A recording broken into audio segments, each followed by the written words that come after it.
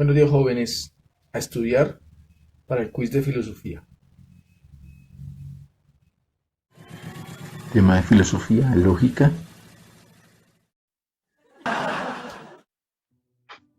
Si su lógica no encaja en la existencia, hay un problema con su cabeza, pero no con la existencia.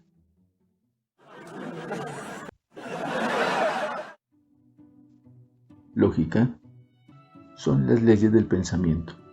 El pensar es un proceso que no constituye como un acto mecánico, sino que se establece a partir de una asociación de ideas.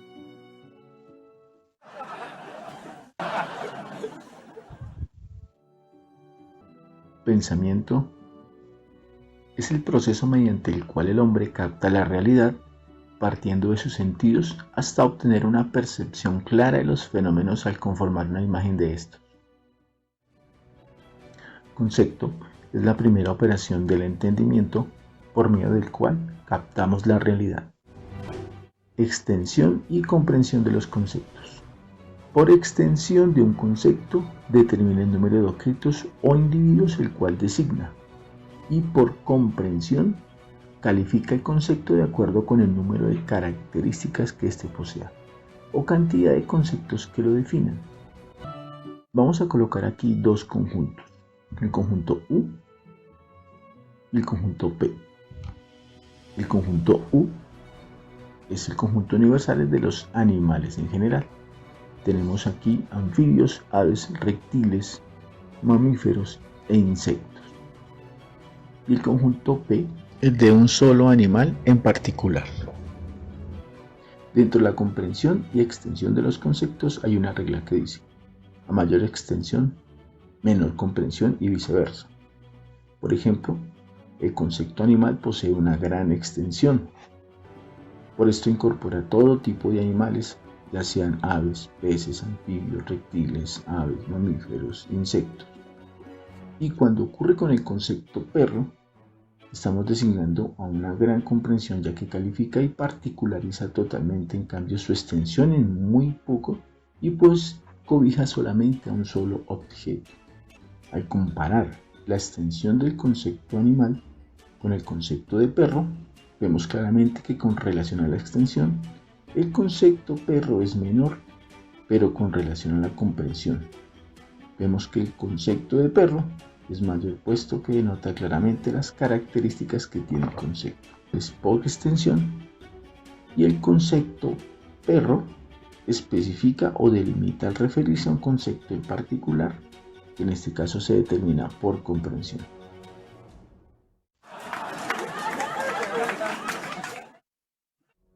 Características esenciales y accidentales del concepto. Nuevamente, dos conjuntos. El primero es el perro, y esencialmente sabemos que es perro, pero accidentalmente no sabemos si el perro es bravo o si el perro es tierno. En esencia, el concepto perro es lo que determina qué es el concepto, y lo que determina el concepto dentro de esas cualidades son los elementos accidentales del concepto. Para hoy, los principios lógicos clásicos.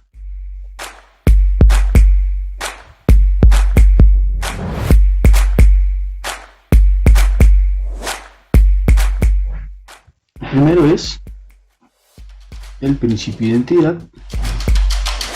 El siguiente es el principio de contradicción. El tercero, principio tercero excluido. Y el último, el de principio de razón suficiente. Para poder aplicar estos principios, es importante que exista una proposición. La proposición es una figura de la realidad, y la proposición es un modelo de la realidad tal como la pensamos. Se expresa por medio de un sujeto y un predicado. Principios lógicos son las leyes del pensamiento que nos aseguran su validez. El primero, el principio de identidad. Este principio expresa la igualdad de la idea consigo mismo. Se representa con la siguiente fórmula: x es x o 2 es igual a 2. Por ejemplo, casa es casa, carro es carro. Para que este principio de identidad tenga una validez Y este principio cobra importancia para nuestro entendimiento en la medida que el predicado exprese notas complementarias al sujeto. En este caso, Bolívar es el libertador de 5 repúblicas.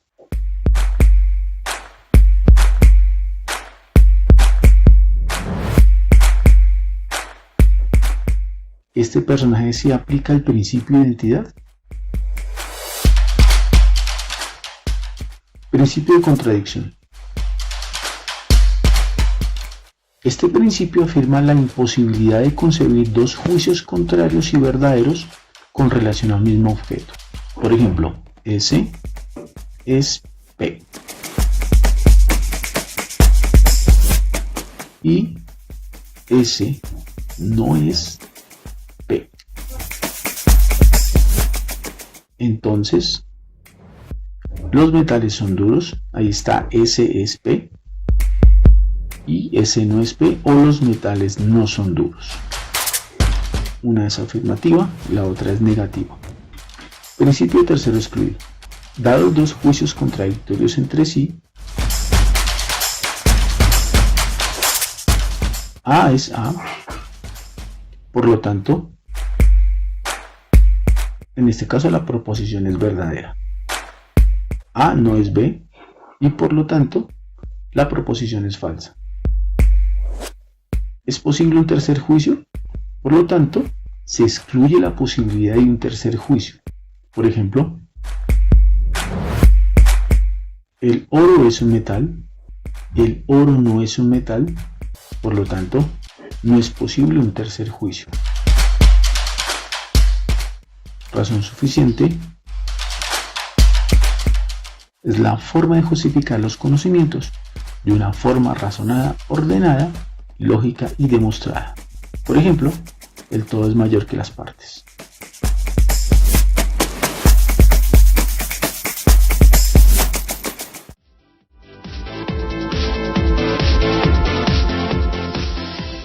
Si el concepto es la primera operación del entendimiento, el juicio es la segunda operación del entendimiento.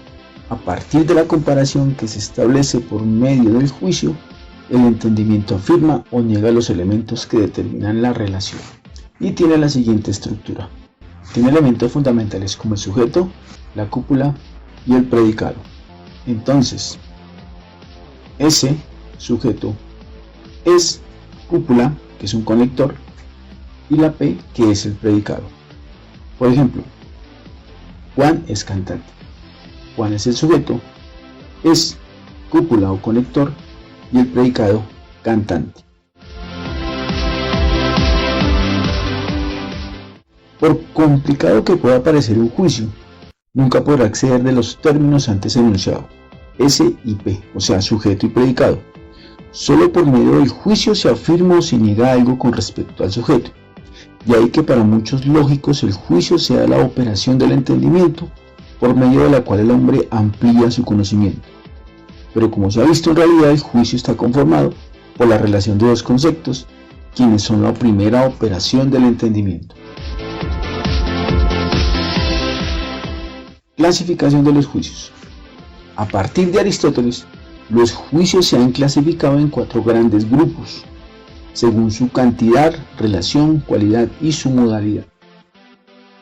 De acuerdo a su cualidad, los juicios se clasifican en afirmativos, negativos. Los afirmativos son aquellos en que el predicado establece una señal del sujeto. Por ejemplo, Mike es feo. Negativos son aquellos en que el predicado no conviene al sujeto. Por ejemplo, este carro no es feo. De acuerdo a la cantidad, los juicios son universales, particulares e individuales. Los universales es cuando el predicado se extiende a toda una clase de objetos sin excepción alguna. Por ejemplo, todos los hombres son mortales. En los juicios particulares es cuando el predicado se extiende a una clase determinada de objetos. Por ejemplo, algunos hombres y mujeres son profesionales. Y en los juicios individuales es cuando el predicado se extiende a un solo individuo. Por ejemplo, Messi es futbolista.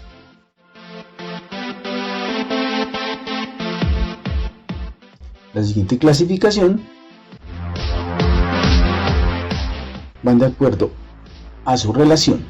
Los juicios se clasifican en categóricos, que son aquellos en que entre el sujeto y el predicado se encierra una afirmación absoluta que no depende de ninguna condición.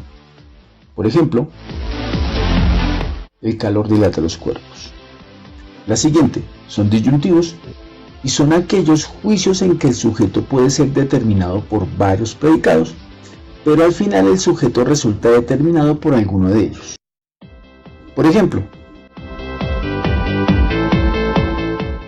el agua puede ser sólida, líquida o gaseosa.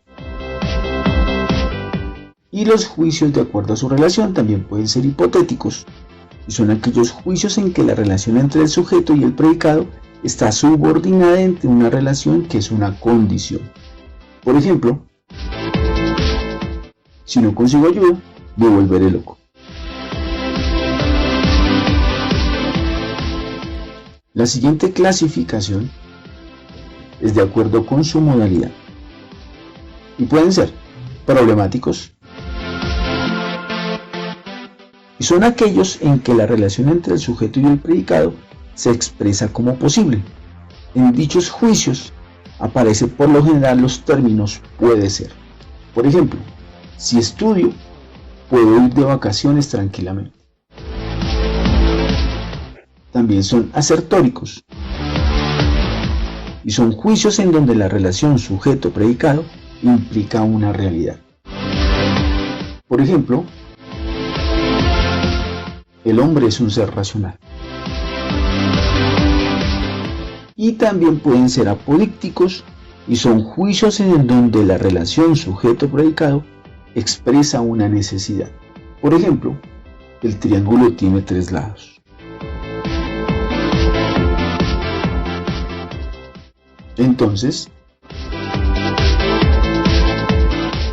la clasificación de los juicios por su cualidad, afirmativos, negativos, por su cantidad, individuales, particulares, universales, por relación, categóricos, disyuntivos, hipotéticos, y por su modalidad, problemáticos, asertóricos y apodícticos.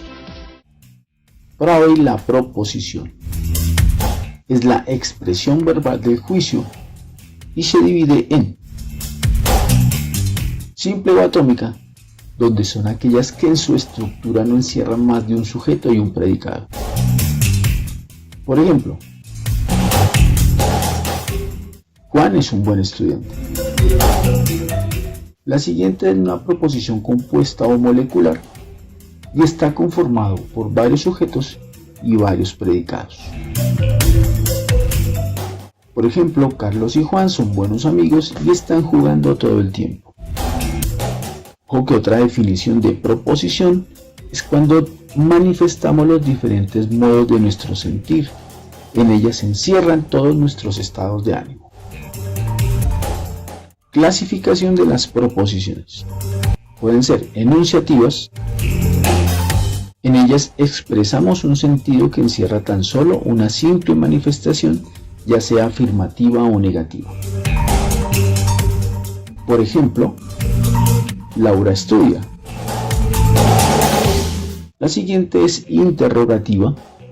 En ella se manifiesta el deseo de saber, de conocer, de satisfacer una curiosidad. Encierran, por lo tanto, una pregunta. Por ejemplo, ¿Camila es aplicada?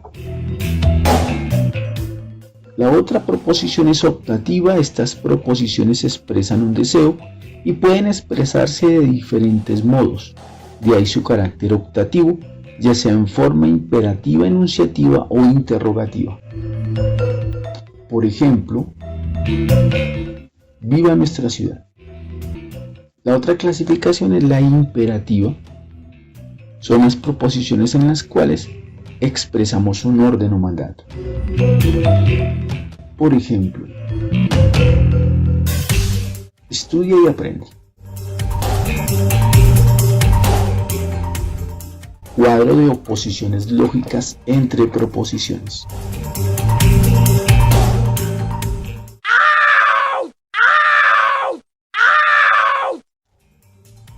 Tenemos el cuadro de oposición de las proposiciones y los vamos a diferenciar con las siguientes letras: la A, la E, la I y la O. La A encierra la siguiente proposición: todo hombre es mortal. Vamos a plantear la proposición contraria, que es ningún hombre es mortal, porque todo hombre no es mortal. Como subalterna con la letra I y la otra subalterna con la letra O, está algún hombre es mortal. Mire que algunas son de carácter universal y unas son de carácter particular. Todo hombre es mortal es universal, ningún hombre es mortal sería particular, pero es totalmente contraria a la proposición porque sabemos que todo hombre es mortal. En la subcontraria, algún hombre es mortal es particular, pero sabemos que todo hombre no es mortal. Entonces, como proposición subcontraria a la O, encontramos algún hombre no es mortal, sigue siendo particular, pero no todo hombre es mortal. Se plantean las contradictorias entre la A y la O, la I y la E. Entonces, recuerden, todo hombre es mortal, ningún hombre es mortal, algún hombre es mortal, algún hombre no es mortal. Solo una es universal y las otras son particulares. Simbolizada con la letra A, todo hombre es mortal, ningún hombre es inmortal, algún hombre es inmortal y la O, algún hombre no es mortal. Entonces, como es universal, todo S es P. Por lo tanto, ahí también encontramos un principio de identidad, contrario a que ningún S es P. O sea que aquí también existiría un principio lógico, donde se establecería que hay un principio de contradicción.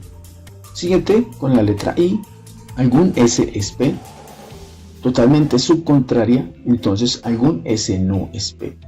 La A, como ya les había dicho, tiene un principio de identidad. La E, la I y la O son principios de contradicción. La A no solamente es un principio de identidad, sino que también es de razón suficiente. Varios juicios o varias proposiciones, o en este caso esta proposición, puede tener valoraciones diferentes, pero que tienen la misma categoría, que es universal y que también tiene un principio de identidad. Recuerde que estas que estamos señalando con las flechas entre la A y la O son contradictorias, la I y la E son totalmente contradictorias. El silogismo podría ser un ejemplo de pensamiento deductivo, como en el siguiente ejemplo. En este salón hay personas inteligentes. Beatriz está en este salón. Entonces Beatriz es una persona inteligente. El nombre de Beatriz podría ser cambiado por el de cualquier estudiante. Siendo así, también se podría llegar a la misma conclusión de que esas personas también son inteligentes. Este ejemplo de deducción es aplicar un silogismo. El silogismo es un modo de razonamiento de tres proposiciones, que consta de dos premisas y una conclusión. Para esto, la primera premisa debe ser de carácter universal o general, y se puede comprobar, porque independientemente del concepto que se tenga de inteligencia, en conjunto, los estudiantes allí presentes tenían un conocimiento académico adquirido, capacidad de comprensión, de análisis y de pensamiento crítico. La segunda premisa, o premisa menor, es de carácter particular o específico, y de nuevo comprobable y verificable, pues el estudiante mencionado sí se encontraba en el salón. La tercera proposición es la conclusión y es el resultado lógico de las dos premisas. No se podía llegar a un resultado diferente.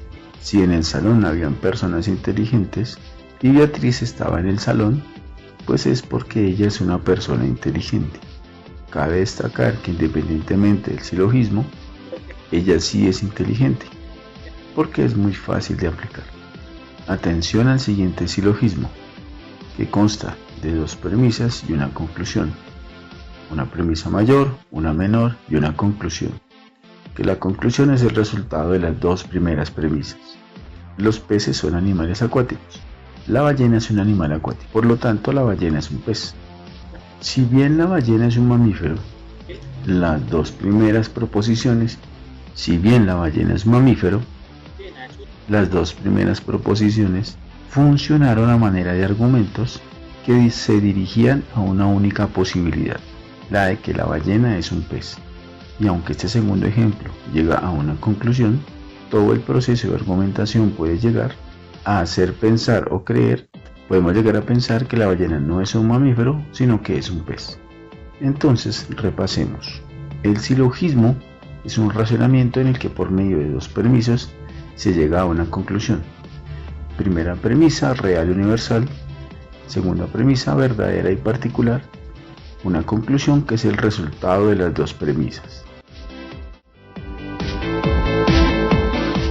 Muchas gracias por su atención y nos vemos en el encuentro Zoom. Les deseo a todos feliz tarde.